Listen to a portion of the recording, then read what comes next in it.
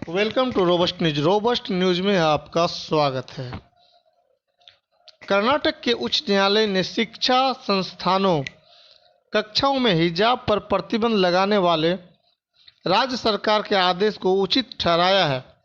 यह निर्णय अपनी पहचान के साथ शिक्षा ग्रहण करने के अधिकार को सीमित करता है। जिस तरह अदालत में बहस चल रही थी, उसे देखते हुए यह निर्णय अप्रत्याशित नहीं है। वैसे भी अब भारतीय अदालतों में इंसाफ संयोग और अपवाद बन गया लगता है। पूरा या आधा या विलंबित जब वह मिलता है तो सुखद आश्चर्य होता है। हिजाब को मना कर देने वाले इस फैसले की निराशा के बीच दिल्ली में इशरत जहां को प्राथमिक न्यायालय से जमानत और सर्वोच्च न्यायालय द्वारा केरल के मीडिया वन चैनल पर लगे प्रतिबंध पर रोक ने भारतीय न्याय व्यवस्था से पूरी तरह भरोसा उठ जाने की हताशा से सावधान किया है। फिर भी कर्नाटक उच्च न्यायालय के निर्णय ने एक खतरनाक उदाहरण पेश किया है।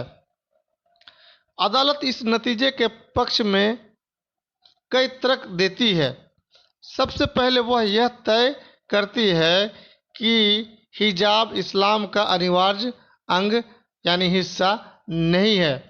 इसलिए मुसलमान छात्राएं यह दावा नहीं कर सकती कि हिजाब उनकी धार्मिक आस्था के अभ्यास का मामला है, जो संविधान द्वारा प्रदत्त मूल अधिकार है। इस मुकदमे की शुरुआत से ही विधिवेताओं ने बार बार कहा कि यह तय करना अदालत का काम नहीं होना चाहिए कि किसी धर्म का अनिवार्य हिस्सा क्या है और क्या नहीं है। न्यायाधीश इसके लिए अधिकारी नहीं है। धर्मों का इतिहास जटिल है और धर्मों को धारण करने वालों के लिए उसकी व्याख्याएं भी भिन्न भिन्न हो सकती हैं। क्या किसी धर्म से संबंधित सारी बातें, उसके सारे रीति रिवाज किसी एक मूल ग्रंथ में पाए जाते हैं? यह एक सवाल है। क्या काल क्रम में धर्मों में परिवर्तन नहीं होता है? यह भी एक सवाल है। किस तरह तय होगा कि मैं जिसे अपना अनिवार्य धार्मिक व्यवहार मानता हूँ वह अनिवार्य नहीं है? यह भी एक सवाल है। इसलिए इसकी चेतावनी दी जा रही थी कि अदालत को इसकी जांच नहीं करनी चाहिए, लेकिन उसने यही किया। हिजाब को इस्लाम का पालन करने के लिए अनिवार्य नहीं माना। अदालत ने कहा कि हिजाब नहीं पहनने से कोई पापी नहीं हो जाती, ना तो इस्लाम की शान कम नहीं हो जाती और वह लुप्त नहीं हो जाता। यह तर्क तो किसी भी धर्म के किसी भी रीति रिवाज पर लागू किया जा सकता है। मनु सेबेस्टियन ने लिखा कि क्रिसमस मनाने का जिक्र बाइबल में नहीं है। बड़ा दिन न मनाने से कोई पापी नहीं हो जाता और न ईसाईयत खतरे में पड़ जाती है। तो क्या कल आप इसे भी प्रतिबंधित कर देंगे? यह एक सवाल है। तार्किक परिणति यही हो सकती है। मुझे किसी की ललाट पर विभूति अटपटी लग सकती है, लेकिन वह उसके लिए अनिवार्य है। क्या स्कूल उसे मिटा देगा? यह एक सवाल है। या बिंदी अथवा सिंदूर? यह भी एक सवाल है। इनका जिक्र किसी ऐसे ग्रंथ में नहीं जिसके आधार पर इन्हें अनिवार्य कहा जाए। किसी धर्म में क्या अनिवार्य है, यह जब उस धर्म से अलग किसी और मत का व्यक्ति तय करने लगे तो संकट होगा। क्या वह अपने पूर्वाग्रहों से पूर्णतया मुक्त हो सकता है? यह भी एक सवाल है, कमेंट में आप इसका जवाब दे सकते हैं। भारत में प्राय यह पूर्वाग्रह बहुसंख्यकवादी धारणाओं से बनता है। इसी वजह से भारत की अदालत ने तय कर दिया कि मस्जिद इस्लाम का अनिवार्य अंग नहीं है। इसका सहारा लेकर मस्जिदें तोड़ी जा सकती हैं, उनको बनाने की इजाज़त रोकी जा सकती है। कल यह भी कहा जा सकता है कि जुमे की सामूहिक नमाज अनिवार्य नहीं है। क्या यह फैसला मात्र शिक्षा संस्थानों तक सीमित रहेगा और मात्र छात्राओं तक? यह एक सवाल है। कल अगर कोई सरकार इसी को बाकी सार्वजनिक स्थलों के लिए लागू करे तो उसे कैसे रोका जा सकेगा? यह भी एक सवाल है, क्योंकि जो तर्क अदालत ने शिक्षा स्थल की सार्वजनिकता के निर्धारण के लिए दिया है वह अन्य स्थलों पर भी लागू किया ही जा सकता है। अदालत ने स्कूल की तुलना जेल, युद्ध स्थल और अदालतों से करते हुए उसे विशिष्ट सार्वजनिक स्थल घोषित किया और कहा कि जैसे इन स्थलों पर आप कई अधिकारों का इस्तेमाल नहीं कर सकते, वैसे ही शिक्षा संस्थानों में भी आप उसका दावा नहीं कर सकते। एक तो शिक्षा संस्था की जेल और युद्ध क्षेत्र से तुलना ही भयानक है। दूसरे, जैसा हमने कहा, कल यह तर्क रेलवे स्टेशन से लेकर ट्रेन या बैंक आदि के लिए भी दिया जा सकता है। अध्यापक के तौर पर यह फैसला मुझे विचलित करता है, इसलिए कि अदालत की स्कूल की समझ बहुत पिछड़ी हुई और ख़तरनाक है। जैसे यह कहना कि बिना स्कूली वर्दी यूनिफॉर्म के स्कूल की कल्पना ही नहीं की जा सकती। यह बताने के लिए कि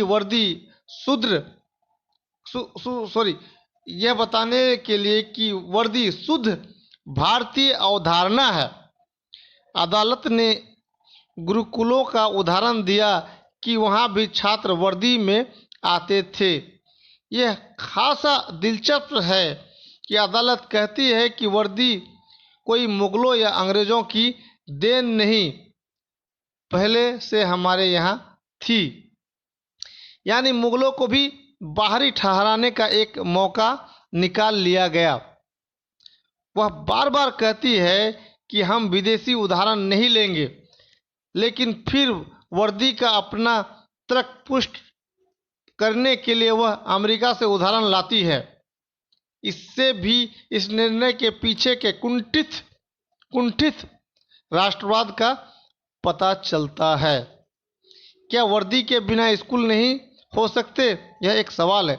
जो अच्छे और प्रयोगधर्मी स्कूल माने जाते हैं वे वर्दी की अनिवार्यता नहीं मानते। हम में से कई ने ऐसे स्कूलों से पढ़ाई की है जहां कोई एक वर्दी न थी, लेकिन उससे शिक्षा की गुणवत्ता पर या छात्रों की योग्यता पर कोई प्रतिकूल असर तो नहीं पड़ा। इस फैसले को पढ़ते हुए जान पड़ता है कि अदालत को वर्दी के बिना स्कूली पाठ्यचर्या की कल्पना भी असंभव लगती है। वर्दी के पीछे का तर्क भी अदालत नहीं समझ पाई है। वर्दी छात्रों में बराबरी की भावना स्थापित करने के लिए है। वह स्कूल की विशिष्ट पहचान का भी एक साधन या सूचक है, लेकिन असल भावना यह है कि सभी छात्र छात्राएं खुद को बराबर माने। वर्दी विविधता को पूरी तरह समाप्त कर एकरूपता थोपने के लिए नहीं है। उस विविधता को पगड़ी, हिजाब, टीके, बिंदी, नाक या कान के बूंदे व्यक्त करते हैं। क्या किसी की पगड़ी से किसी अन्य में असमानता की भावना या हीन भावना पैदा होती है?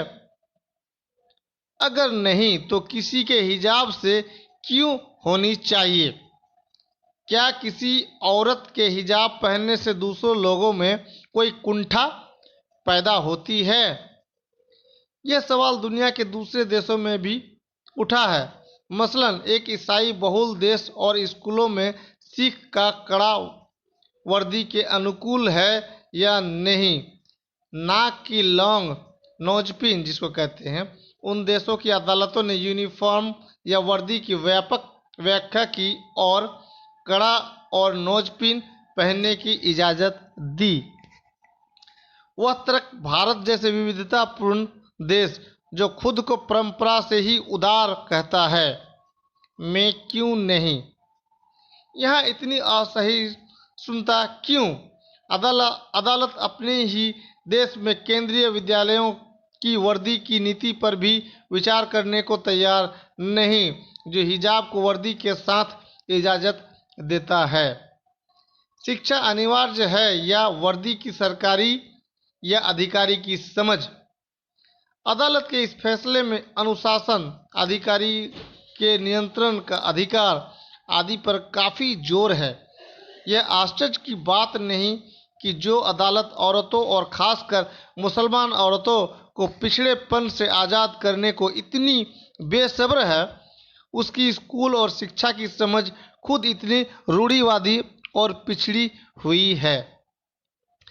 यहाँ तक कि वह शिक्षक के कर्तव्य और अधिकार की अहमियत साबित करने के लिए छात्र को छड़ी लगाए जाने का उदाहरण चुन कर पेश करती है, यह भूलते हुए कि इस देश में और ज़्यादातर जगहों पर स्कूलों में शारीरिक दंड अपराध है। फिर ऐसा उदाहरण चुन ही कैसे लिया गया? इससे उस दिमाग का पता चलता है जो इस फैसले को लिख रहा है। मुसलमान छात्राओं ने स्कूली वर्दी पहनने से इनकार नहीं किया है। वे सिर्फ उस वर्दी के साथ उसी के रंग के हिजाब का आग्रह कर रही हैं जिससे वे अपना सिर, यानी सिर कहने का मतलब चेहरा नहीं, और गर्दन ढक सके। इससे किसी को क्यों परेशानी होनी चाहिए? अदालत को बहुत सारे दूसरे लोगों की तरह हिजाब जड़ता का प्रतीक जान पड़ता है। वे मुसलमान औरतों को जड़ता से आज़ाद करने को आतुर हैं। यह भूलकर कि अलावा इसके भी बहुत सी औरतें अपनी मर्जी से हिजाब पहनती हैं। हिजाब पहनकर वे हवाई जहाज उड़ाती हैं, वैज्ञानिक प्रयोग करती हैं, देश तक चलाती हैं। बहुत सारी दूसरी औरतों के लिए हिजाब उनकी गतिशीलता, घर से बाहर निकलने में मददगार है।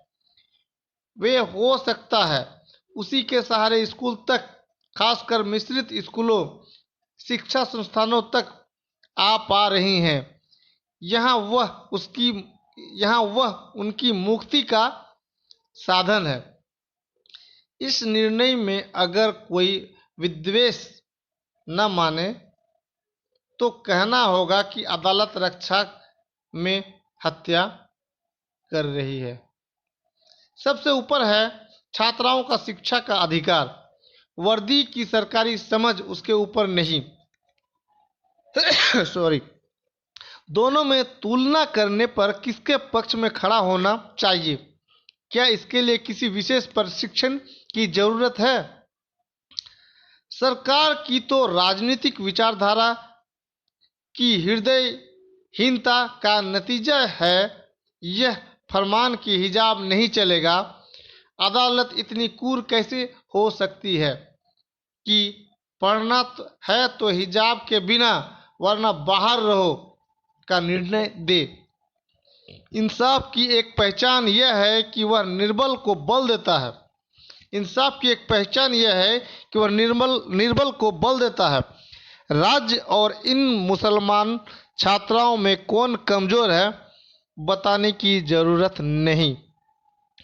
हमें उम्मीद है कि सर्वोच्च न्यायालय ने जैसे मीडिया वन के मामले में केरल उच्च न्यायालय के अन्यायपूर्ण निर्णय को स्थगित किया है, वैसे ही इस मामले में भी वह इस अतार्किक निर्णय को स्थगित करेगा।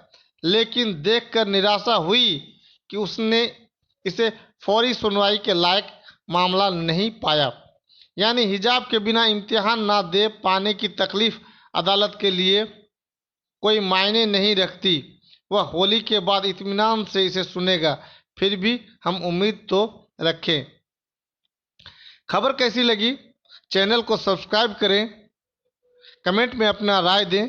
बेरोजगारी से देश के जवानों को भटकाने के लिए इस तरह के ड्रामेबाजी और कोर्ट कचहरी और अदालतों को बेवजह समय बर्बाद करने के लिए बहुत अच्छा, अपने देश के जवानों को भटकाने के लिए एक अच्छा तरीका है। खबर कैसी लगी? चैनल को सब्सक्राइब करें, कमेंट में अपनी राय दें। आपका दिन शुभ रहे। Thanks audience, thanks listener. Future में जैसे कोविड में जरूरत पड़ेगा तो ये चिट्ठी बनी ध्यान में रख लीजिएगा। इस बार कोविड का कुछ होता है तो तुरंत ले लेना है, ठीक है। चलिए, आपको भी ढेर सारी शुभकामनाएं। ठीक है, चलिए। तो अभी चला रहे हैं एम्बुलेंस? लेबे तो किए हैं, अभी लेबे किए हैं, ठीक है। चलाइए, बढ़िया से इसको चलाइए, ठीक है। अरे फोटो हो रहा है। गणपतगंज शिवजी मुखिया। मनोज जी, वहाँ आपका नाम क्या है? अररिया में। मनोज जी, जितेंद्र ऋषिदेव, पिता बिंदुश्री ऋषिदेव। कहाँ पे चलाते हैं आप? अररिया में चलाते हैं, ठीक है। इधर आते तो ठीक रहता। चलिए,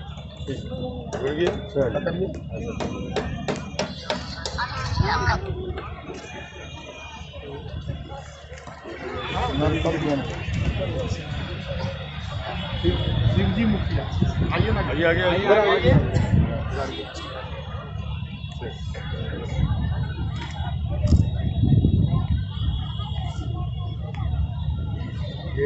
रानीगंज। इसका अभी तक रजिस्ट्रेशन नहीं हुआ है, बोर्ड नहीं लगवाए हैं अभी तक? बोर्ड लगाया नहीं, बोर्ड लगा लेना है, ठीक है। रानीगंज लक्ष्मण हेम्ब्रम। कितने दिन से चला रहे हैं सर? 3-4 महीने से। 3-4 महीने जी। कितना आमदनी कमाए? आमदनी 300 काट के 300-250 रुपये बच जाता है। 300-250 बच जाता है। जी सर। ठीक है, लक्ष्मण हेम्ब्रम। जी सर। पिता रतन लाल हेम्ब्रम। जी। बढ़िया से चलाइएगा, ठीक है। और जो भी नियम है उसका अनुपालन बोर्ड लगवा लीजिए। फिर इधर सदा पीछे हुई इधर सदा उलट दिए गए ना सर, उलट सर उल्टा हो गया। इधर आ जाते तो थोड़ा सा ऐसे करके आएंगे तो और बेहतर सीधा होगा।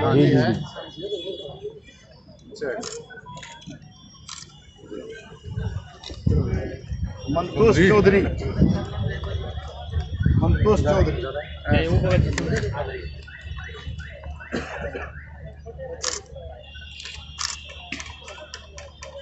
सुधीर कुमार मंडल। सुधीर ऐसे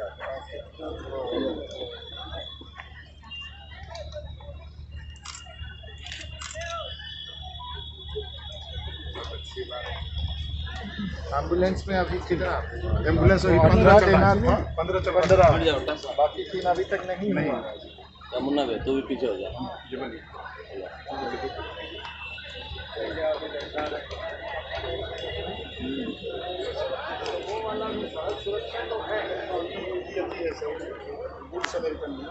समावेदन को दर्शा रहे हैं आपको, जो नया अपना जो इंश्योरेंस वाला आया वो भी आपको दर्शाना चाहिए। 5 लाख रुपये की रिचार्ज इंश्योरेंस का भी बढ़ावा के लिए भी 2 लाख रुपये का एक नया कमिटी बनाया आगे। तो आपका वही आए थे थोड़ा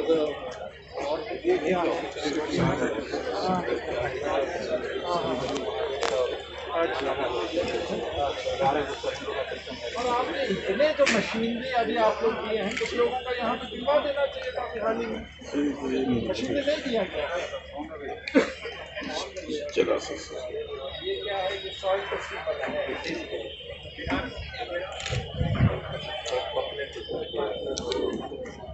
बिहार दिवस के अवसर पर खुशी है। पशुपालन का भी कुछ पैम्पलेट बताया नहीं है, तो उनको भी पशुपालन का स्टॉल का जिला पदाधिकारी महोदय निरीक्षण कर रहे हैं। आपको मशीनरी का कुछ करा देना चाहिए, मैकेनाइजेशन से कुछ वितरण करवा देना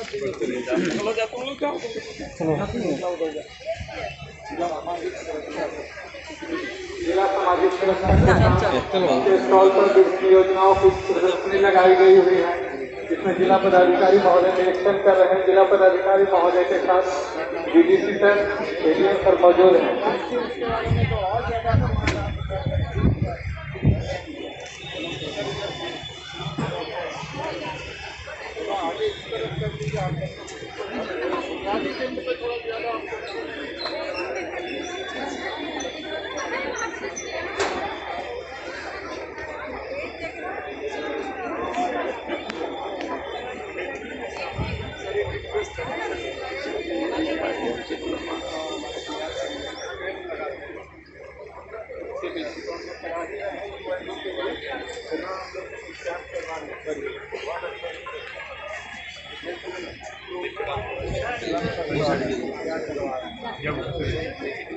श्रम संसाधन विभाग की तरफ से स्टॉल लगाया गया है। श्रम संसाधन विभाग द्वारा संचालित विभिन्न योजनाओं के बारे में प्रदर्शनी लगाई गई है, जिसका निरीक्षण समारोह के मुख्य अतिथि जिला पदाधिकारी महोदय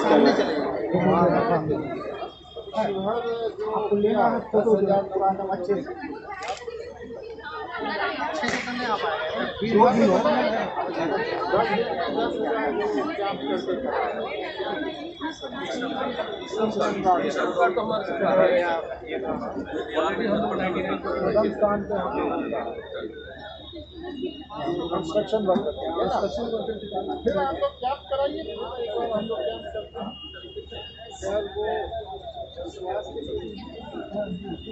हम लोगों को यार वो आयुष्मान कार्ड के लिए भी कैंप करना है, इसके लिए कैंप निकलवा मुन्ना भैया कल्याण विभाग के द्वारा प्रदर्शनी लगाई गई है। जिला पंचायत कल्याण पदाधिकारी जिला पदाधिकारी महोदय को विभिन्न योजनाओं के बारे में बता रहे हैं। शाम को दे कितने लाभुक हैं आपके? 4 लोग का मध्य रह पाते, 4 लोग कौन सा योजना का है? स्वरोजगार के लिए ऋण योजना बुकलेट सब कुछ छपा है, ये सभी योजनाओं का अलग अलग बुकलेट छपा है उर्दू में, और वो नहीं मिला क्या? तो वहाँ मंगवा लीजिए, मंगवा के उसका 50% होनी चाहिए।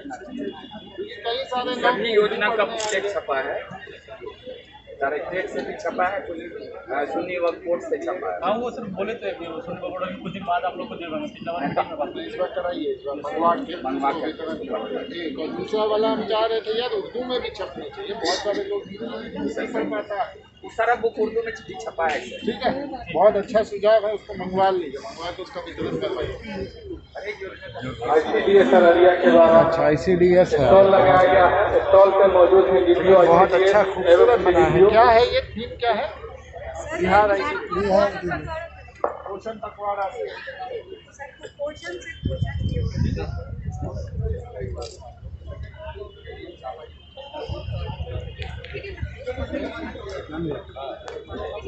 थोड़ा सा इधर देखा जाए सर।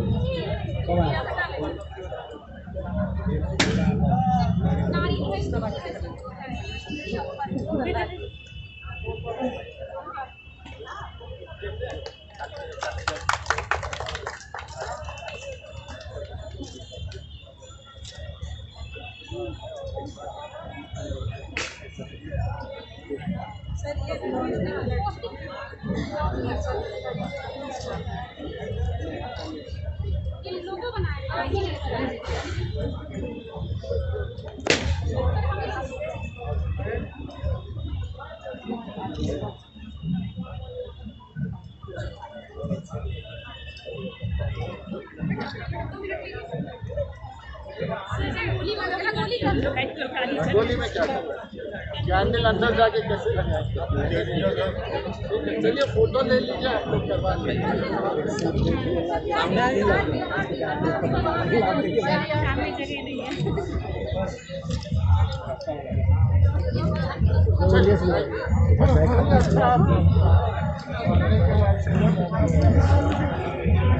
बिहार शिक्षा परियोजना अररिया के द्वारा स्टॉल लगाया गया है। स्टॉल पे मौजूद हैं जिला शिक्षा पदाधिकारी राजकुमार एवं डीपीओ।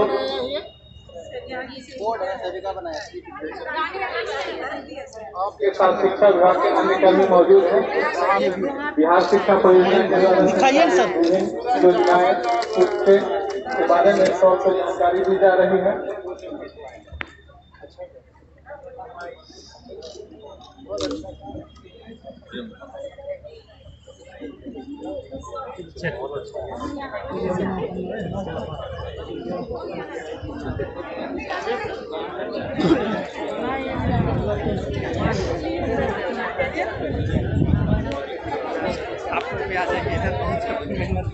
सबका फोटो ले लो तो भैया तो ये भैया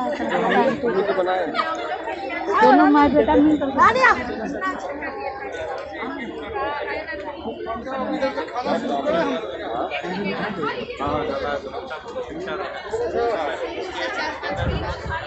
सामान्य बच्चे बल्कि जो विशेष बच्चे हैं उनके लिए भी सर हम विशेष प्रयास करते हैं। समावेशी शिक्षा संभाग के तहत जो दिव्यांग बच्चे हैं उनके लिए सर ये इतने सारे कार्यक्रम हमारे चलाए जाते हैं।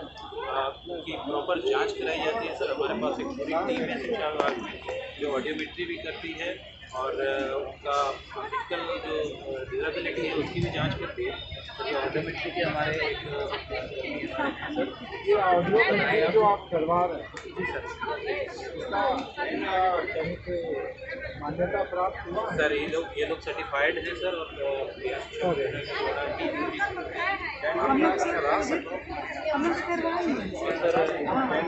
इसके आधार पर सर अगर आगे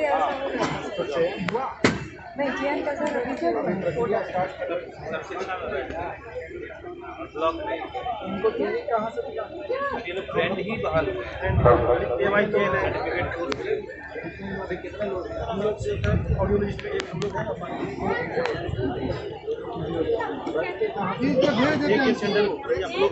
ब्लॉक में सर एक सर ये से बच्चों लोगों की सर सूची बनती है। फिर हम लोग एलिको को ऑर्डर दे करके माइंड मॉडरेट से हियरिंग एड मंगवाते हैं, कैलिपर मंगवाते हैं और जो भी जरूरत की चीज़ें होती है वो हम लोग मंगाते हैं। इसके अलावा सर जो बच्चे हुआ होगा ये पहले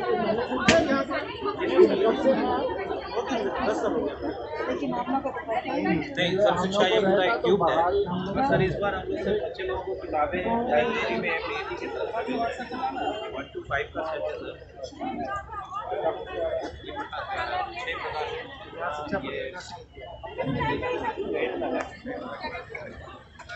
सर जो हमारे बच्चे ड्रॉप आउट हो जा रहे हैं जैसे गैप को फ्रीज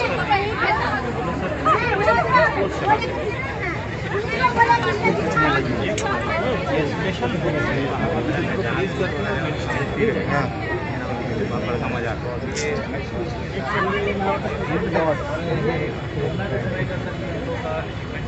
ये लॉन्च लाइब्रेरी इसमें ईच एंड एवरी क्लास की किताबें सर अपलोड कर दी गई है और उन चैप्टर से संबंधित जो भी वर्ल्ड क्लास वीडियो बच्चे को सीखने में मदद करता है वो सब उसमें डाला। इसके अलावा शिक्षक भी कुछ रिजर्वेशन कर रहे हैं तो इस पर अपलोड। नगर परिषद अररिया द्वारा लगाए स्टॉल का निरीक्षण जिला पदाधिकारी महोदय द्वारा किया जाएगा। नगर परिषद अररिया के द्वारा राष्ट्रीय शहरी आजीविका मिशन के तहत विभिन्न रोजगार के अवसर के संबंध में प्रदर्शनी लगाई गई है।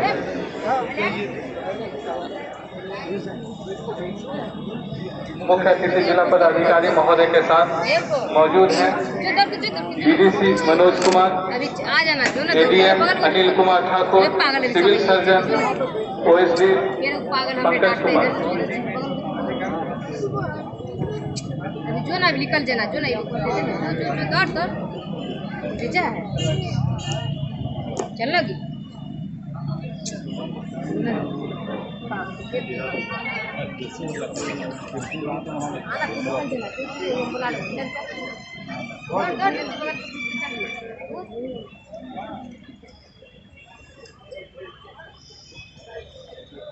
PHED अररिया के द्वारा बिहार दिवस के उपलक्ष्य पर लगाए गए स्टॉल का निरीक्षण जिला पदाधिकारी महोदय द्वारा किया जा रहा है।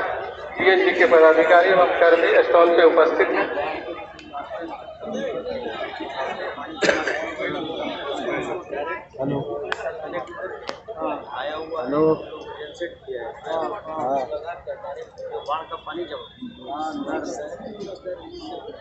अंदर में हो प्रॉपर्टी में लायक जी प्रॉपर कैपेसिटी क्या है इसका? ये आ जाता है लगभग सर 40-50 लीटर इसका रहेगा 2-3 मिनट के अंदर 2-3 मिनट। और फिर ये जो आपके जो फिल्टर है कितने दिन में चेंज करनी होती है? ये सर एक्चुअली ये फिल्टर जो है ये सिर्फ सर इसके लिए सस्पेंडेड सॉलिड्स वगैरह जो है उसके लिए बैक्टीरियल कंटामिनेशन।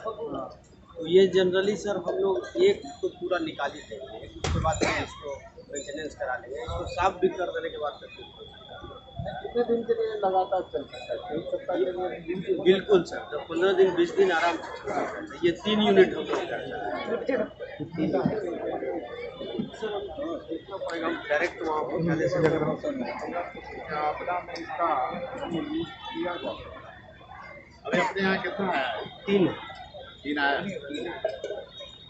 और ये सर फील्ड टेस्ट के लिए ऑप्शन जो है मेंटेनेंस के लिए हम लोग आते हैं। ये पंचायत अभी 132 हम लोग को यहाँ और वहाँ भी सर 124 वहाँ 25 दोनों जगह 132 और 124 सर वो आया हुआ है सर। और इसका ट्रेनिंग दिया गया है फिर नहीं सर इस बार हम लोग सर मांगे हुए हैं, बोला गया है कि हम लोग मिस्टेक दे रहे हैं कि कैसे करें।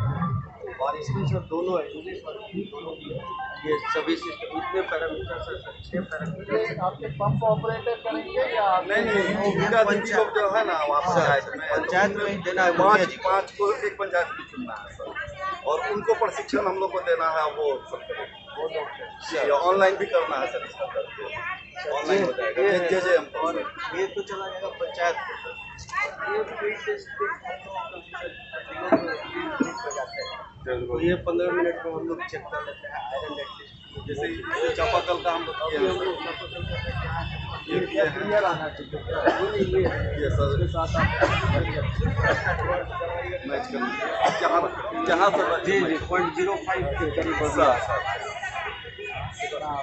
ये 0.05 लिमिट है सर।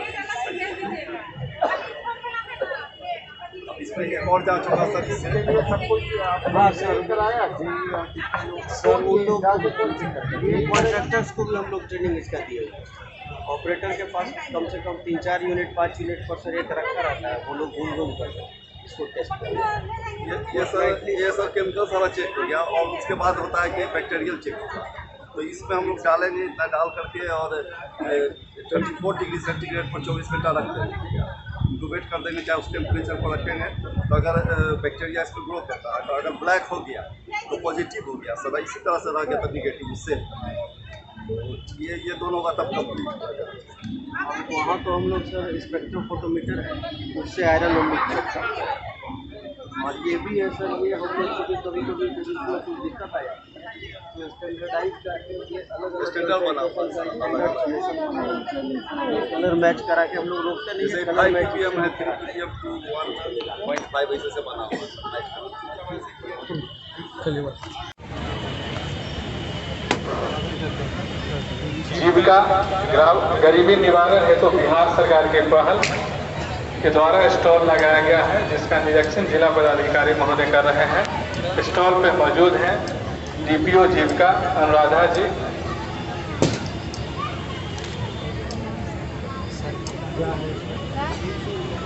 पोषण से संबंधित डाइवर्सिटी